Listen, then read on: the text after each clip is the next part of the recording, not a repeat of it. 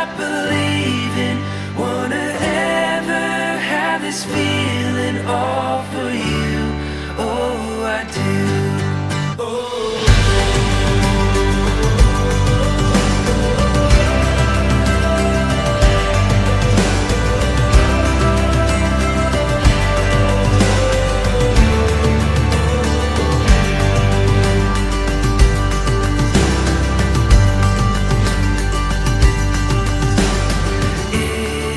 It's like a bluebird with a song.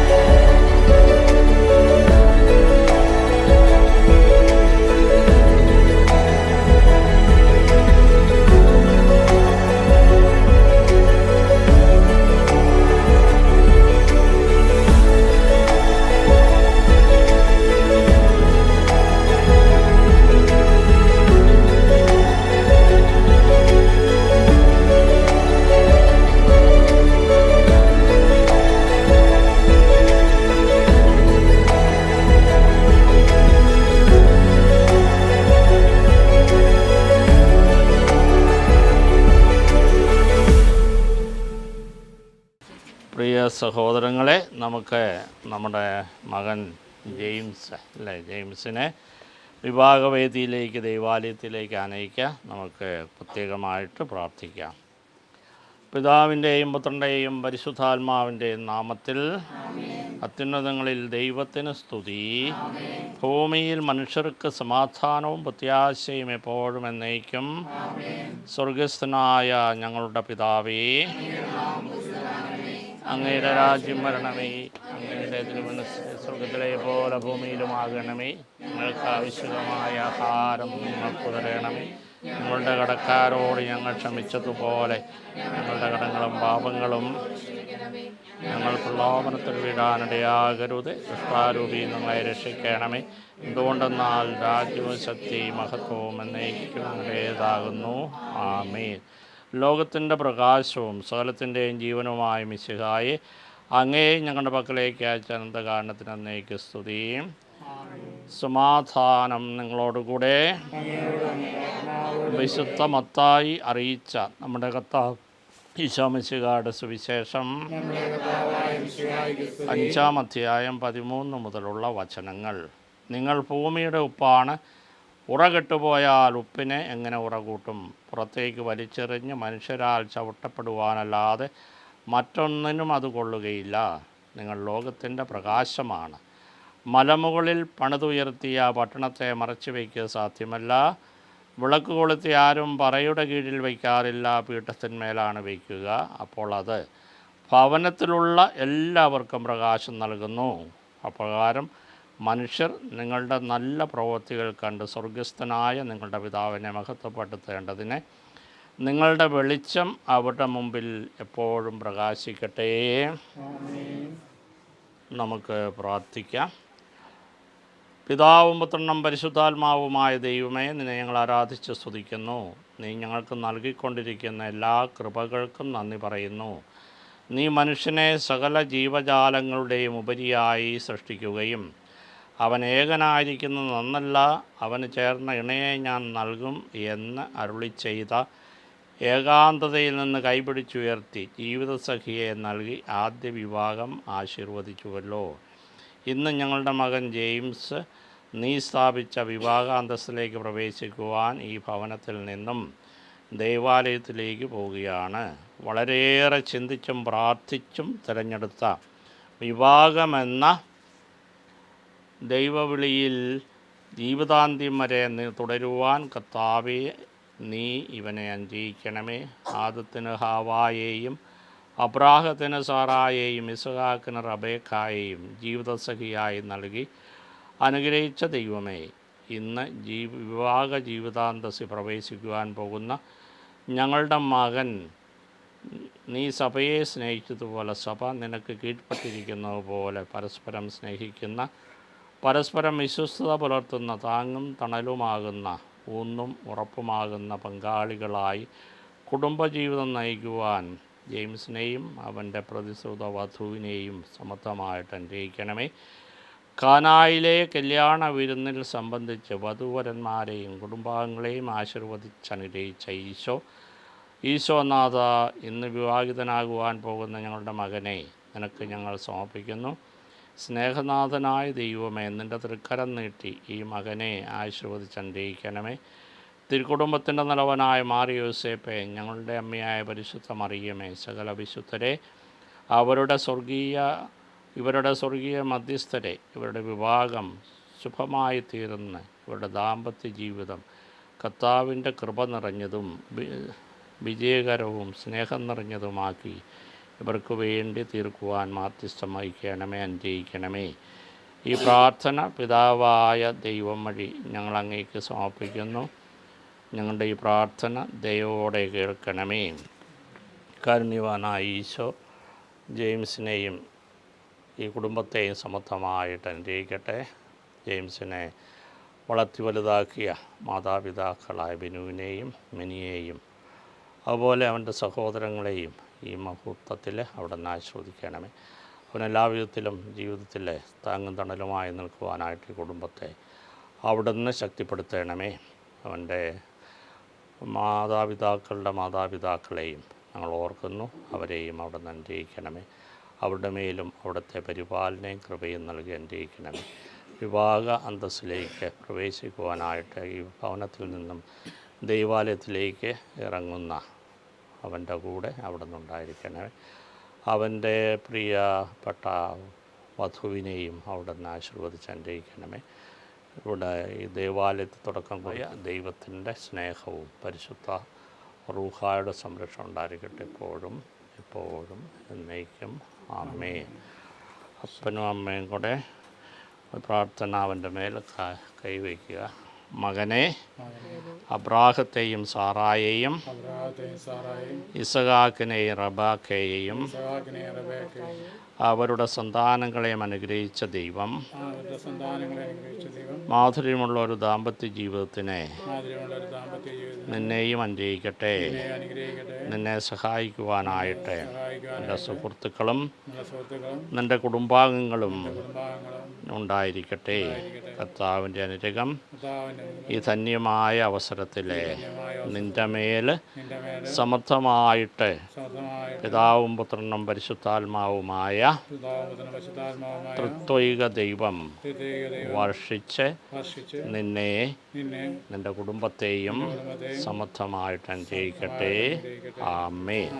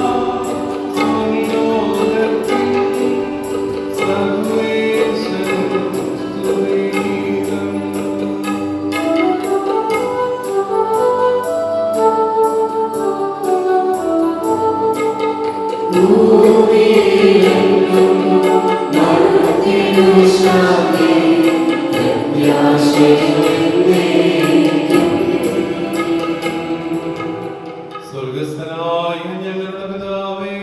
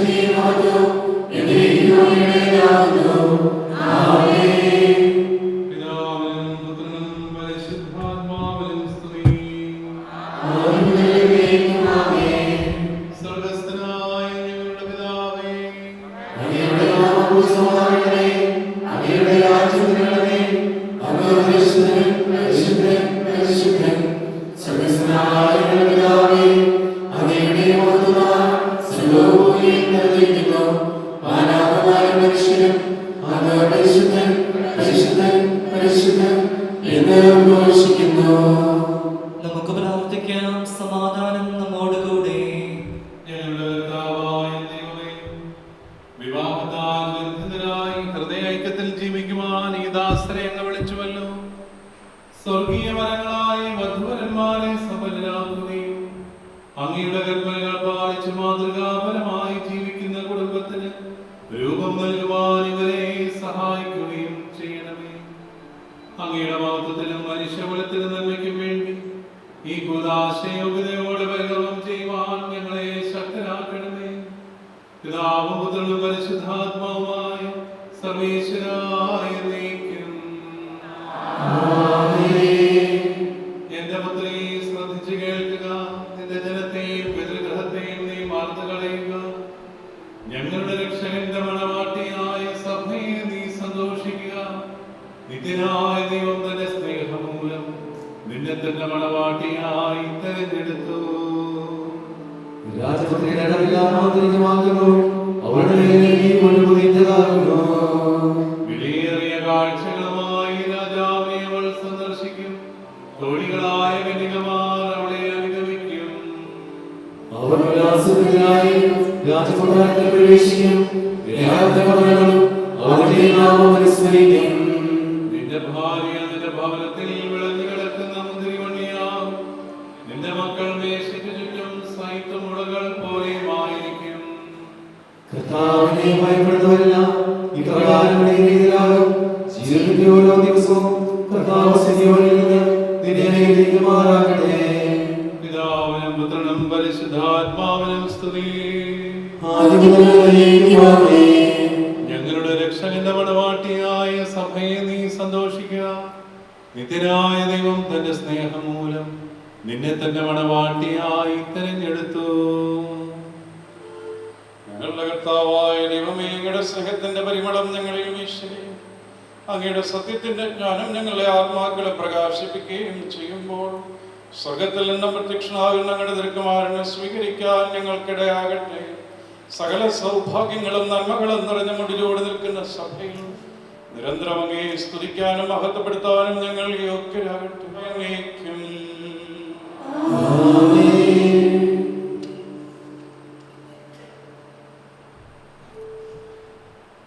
ഞാൻ ലോകത്തിന്റെ പ്രകാശമാകുന്നു, എന്നെ അനുഗമിക്കുന്നവൻ അന്ധകാരത്തിൽ നടക്കുകയില്ല എന്ന് അരുളി ചെയ്ത മിശിഹ നമുക്ക് മാർഗദീപമായിരിക്കട്ടെ.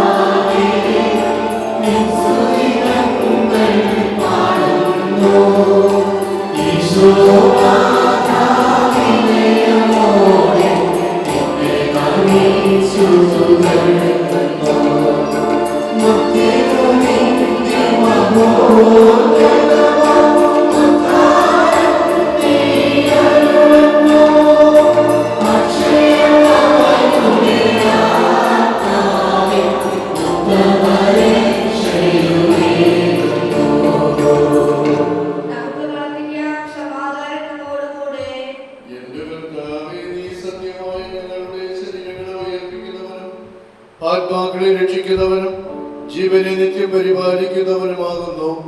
ഞങ്ങൾ എപ്പോഴും നിനക്ക് സ്തുതിയും കൃതജ്ഞതയും ആരാധനയും സമർപ്പിക്കുവാൻ കടപ്പെട്ടവരാകുന്നു. സകലത്തിന്റെയും നാഥായ എന്നേക്കും.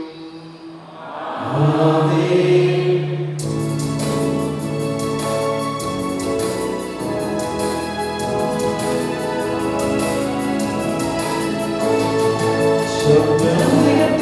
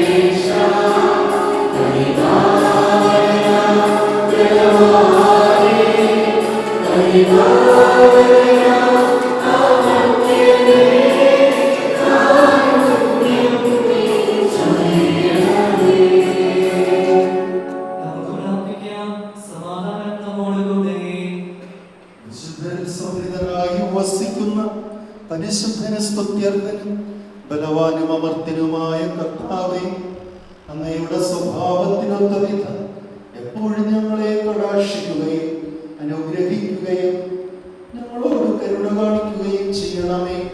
പിതാവും പുത്രനും പരിശുദ്ധാത്മാവുമായ സർവേശ്വര എന്നേക്കും.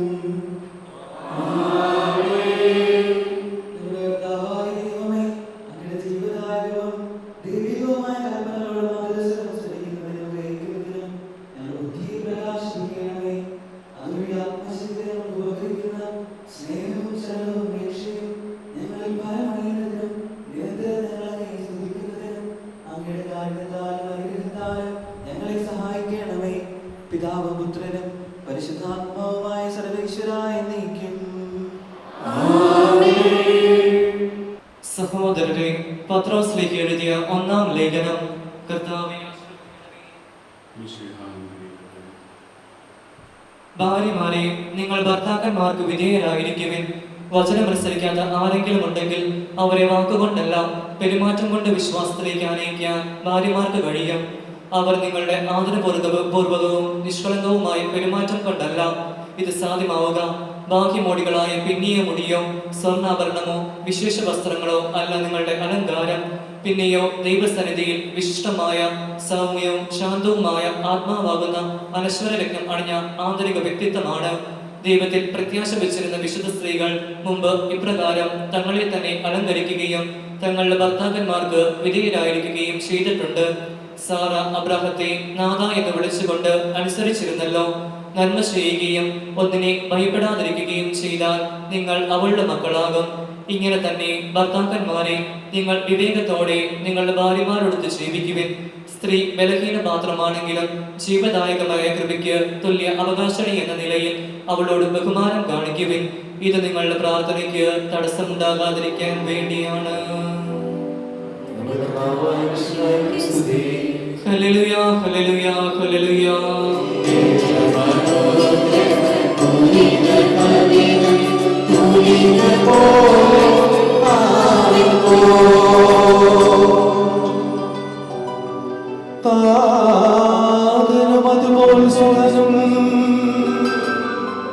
പരിശുദ്ധാത്മാവിനും സ്തുതി ഉയരട്ടെ. ആദി മുതൽക്കേ എന്നും നിത്യവുമായി ഭവിച്ചിടട്ടെ.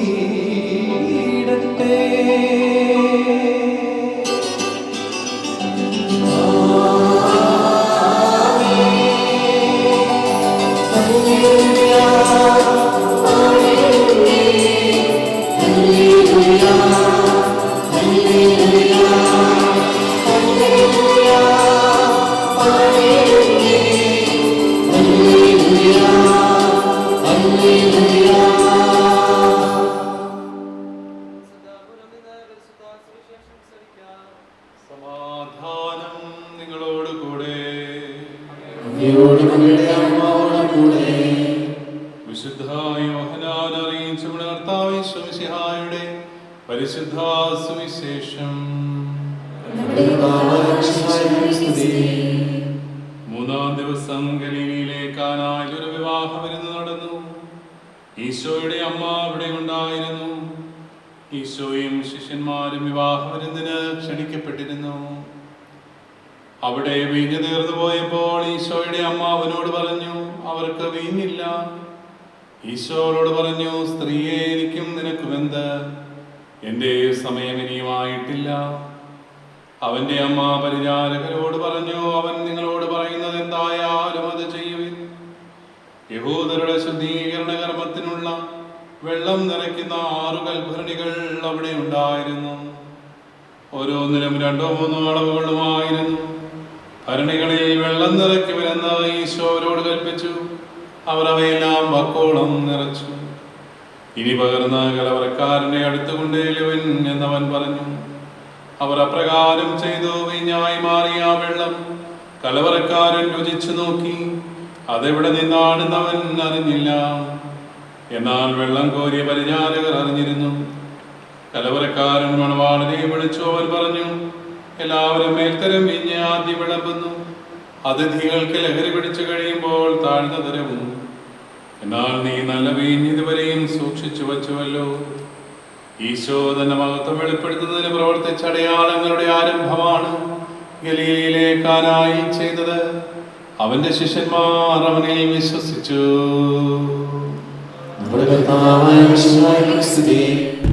ഈശോമിശിഹായിലെ പ്രിയപ്പെട്ട സഹോദരീ സഹോദരന്മാരെ, നമുക്കെല്ലാവർക്കും പ്രിയങ്കരായ ജെയിംസും റിയായും പിതാവിൻ്റെ ബലിവേദിയെ സാക്ഷി നിർത്തി വിവാഹം എന്ന കൂദാശ സ്വീകരിച്ച് കുടുംബ ജീവിതത്തിലേക്ക് പ്രവേശിക്കുന്നു. നമുക്ക് അവരുടെ 2 പേർക്ക് വേണ്ടി പ്രാർത്ഥിക്കാം. അവിടെ എല്ലാവരുടെയും പേരിലൂടെ സന്നിഹിതരായ എല്ലാ വൈദികരുടെയും സഹോദരി സഹോദരന്മാരുടെയും കുഞ്ഞുമക്കളുടെ എല്ലാവരുടെയും പേരിൽ അവർക്ക് 2 പേർക്കും എല്ലാവരും ആശംസകളും സ്നേഹവും നേരുന്നു. ജെയിംസ് നമ്മുടെ അതിരൂപത കോർപ്പറേറ്റിൽ അധ്യാപകരായ വലിയുടെയും മകനാണ്. ആ രീതിയിൽ ആ കുടുംബം സഭയ്ക്കും സമൂഹത്തിനും എല്ലാം ചെയ്യുന്ന നന്മകളെ പ്രത്യേകമായിട്ട് ഞാൻ ഓർക്കുന്നു. അവർ 2 പേരും പ്രഗത്ഭരായ അധ്യാപകരാണ്. നമ്മുടെ കോർപ്പറേറ്റിലെ അവരുടെ ശുശ്രൂഷകൾക്ക് പ്രത്യേകമായിട്ട് നന്ദി പറയുകയാണ്. അതോടൊപ്പം കുമാരിയിൽ ദേവസ്വയുടെയും മേഴ്സിയുടെയും മകളാണ് റിയ. ആ കുടുംബത്തെയും ദൈവസമൂഹമായിട്ട് അനുഗ്രഹിക്കട്ടെ എന്ന് പ്രാർത്ഥിക്കുന്നു. വിവാഹം ഒരു കൂദാശയാണ് എന്നാണ് സഭ പഠിപ്പിക്കുന്നത്. ചിലപ്പോഴെങ്കിലും ചെറുപ്പക്കാര് ഈ സഭയെ വിമർശിക്കുന്നത് സഭയിൽ എന്താണ് പെട്ടെന്ന് വിവാഹമോചനം തന്നാൽ സിവിൽ കോടതി നിലനിൽക്കുമ്പോൾ സഭയിൽ എന്താണ് തന്നാൽ അപ്പോൾ അവരോട് പറയും സഭയിൽ വിവാഹമോചനം ഇല്ല.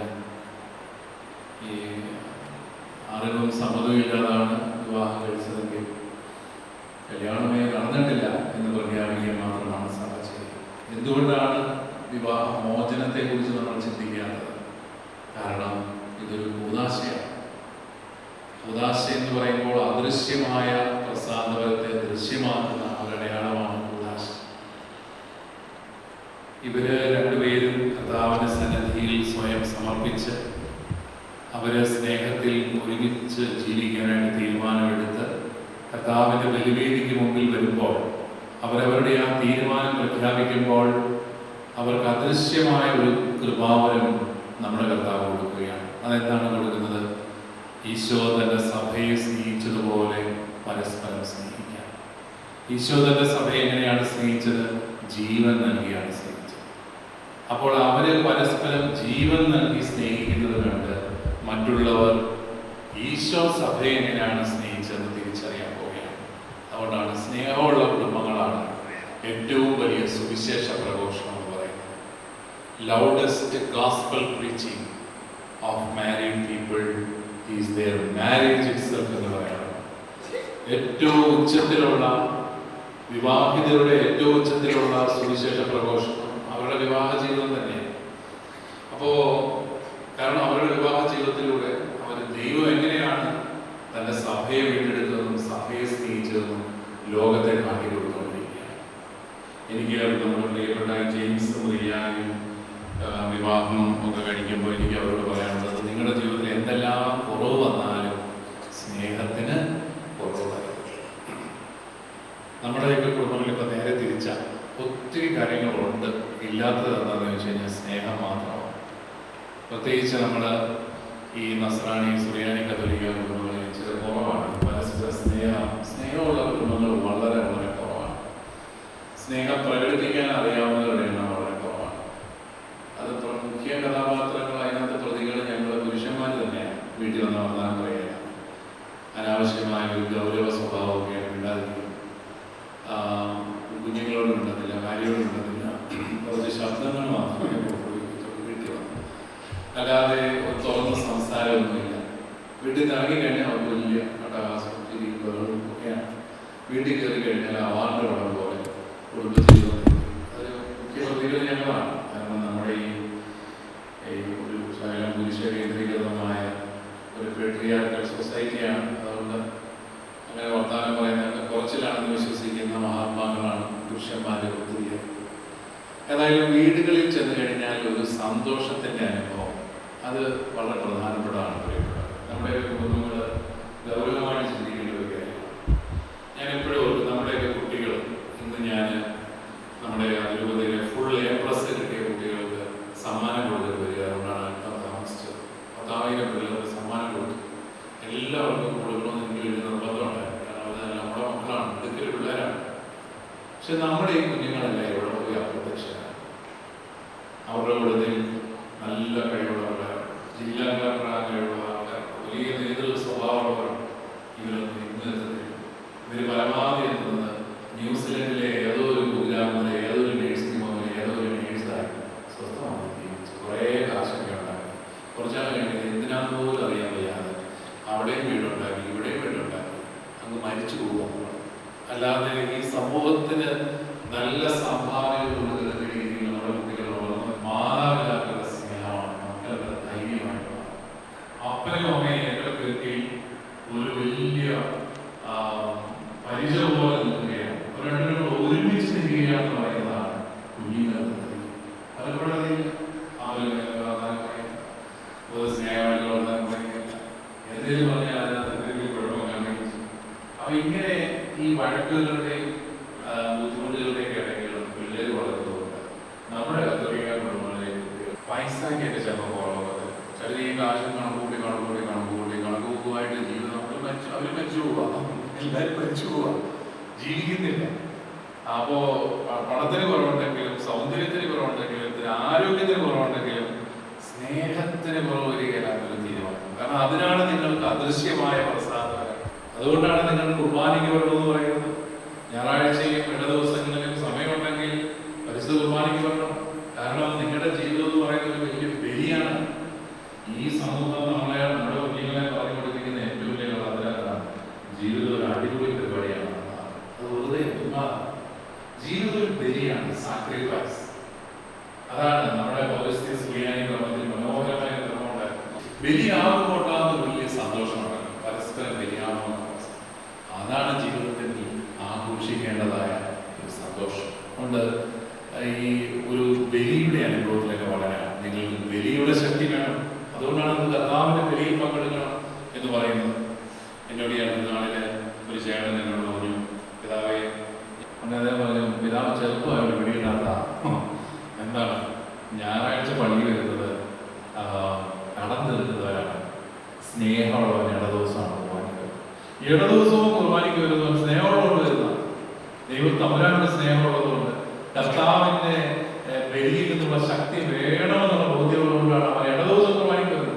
ഞായറാഴ്ച വരുന്നത് ഭർത്താക്കന്മാർ വരുന്നത് ഭാര്യമാരെ ബോധിപ്പിക്കാനായിരിക്കും, ഭാര്യമാര് വരുന്നത് വിചാരിച്ചിനെ ബോധിപ്പിക്കാനായിരിക്കും, പിള്ളേർ വരുന്നത് മാതാപിതാക്കളെ ബോധിപ്പിക്കാനായിരിക്കും. അങ്ങനെ പല കാരണങ്ങളിലാണ്. പക്ഷേ സ്നേഹത്തോടെ പരിസര കുർബാനയ്ക്ക് വരികയും എല്ലാ ദിവസവും മുടങ്ങാതെ പ്രാർത്ഥിക്കുകയൊക്കെ ചെയ്യുമ്പോൾ നിങ്ങൾക്ക് ഈ അദൃശ്യമായ പ്രസാദം ഇരട്ടിപ്പിച്ച് കിട്ടുകയാണ്. അതുകൊണ്ട് അത് മറക്കാതെ മുന്നോട്ട് പോകുക എന്നുള്ളതാണ് ഏറ്റവും പ്രധാനം. മറ്റൊന്ന്, നമ്മൾ മാനുഷികമായ രീതിയിൽ മുന്നോട്ട് പോകുമ്പോൾ നമുക്ക് ഏറ്റവും അത്യാവശ്യമായിട്ട് വേണ്ടതാണ് പണമാണോ, സൗന്ദര്യമാണോ, അല്ലെങ്കിൽ സമ്പത്താണോ, വലിയ വീടാണോ, 2 കാറാണോ, ഇതൊന്നും ആയിരിക്കുകയില്ല. സംതൃപ്തി എന്ന് പറയുന്ന സംഭവമാണ്. എനിക്കിത് മതി കേട്ടോ, ഇത് വെക്കുന്നിടത്ത് നമ്മുടെ പകുതി പ്രശ്നങ്ങൾ വരും. ഭാര്യയെ പറയുകയാണ് എനിക്ക് ഈ ഭർത്താവ് മതി. ശകലം കുഴപ്പങ്ങളൊക്കെ ഉണ്ട്, ശകലം പ്രശ്നങ്ങളൊക്കെ ഉണ്ട്, പക്ഷെ എന്നാലും ഇത് മതി, ഈ ഭാര്യ മതി. ശരിയാ, വിചാരിച്ച പോലൊന്നും അല്ല, എന്നാലും ഇതെനിക്ക് മതി എന്ന് വയ്ക്കുന്നിടത്ത് അതൊരു വലിയ സംതൃപ്തിയുടെ അനുഭവമാണ്. പിന്നെ സന്തോഷമാണ്. അല്ലെങ്കിൽ എന്നൊന്നും പോരാ എന്ന് പറഞ്ഞ് പരാതി പറഞ്ഞ് കുറ്റം പറഞ്ഞ് നമ്മുടെ ജീവിതം ഒന്ന് കളയുക. കുറേ നാൾ കഴിഞ്ഞ് നമ്മൾ മരിച്ചു പോവുക, അത്രയേ ഉള്ളൂ. വേറെ ജീവിച്ചോ ഇല്ല, മറന്നുപോയി. സന്തോഷമായിട്ട് ജീവിക്കാൻ മറന്നു പോകുന്ന ഒത്തിരി മനുഷ്യർ. അപ്പോൾ നമ്മുടെ ഈ പ്രിയപ്പെട്ട മക്കൾക്ക് നമുക്ക് ആശംസിക്കാനുള്ളത് അവരുടെ ജീവിതം വലിയ സുഖകരമാകട്ടെ എന്നല്ല, സന്തോഷകരമാകട്ടെ. അവരുടെ ജീവിതത്തിൽ ഒത്തിരി സ്നേഹമുണ്ടാവട്ടെ. അവരുടെ ജീവിതത്തിൽ പരസ്പരം ആശ്വസിപ്പിക്കുന്ന ഭാവങ്ങളുണ്ടാവട്ടെ. അവർക്ക് ഈശോ തൻ്റെ സഭയെ സ്നേഹിച്ചതുപോലെ ഒരു സ്നേഹം ലോകത്തെ കാട്ടിക്കൊടുക്കാൻ അവർക്ക് സാധിക്കട്ടെ. കൃത്യമായിട്ട് നമുക്ക് ആശംസിക്കുകയും പ്രാർത്ഥിക്കുകയും ചെയ്യാം.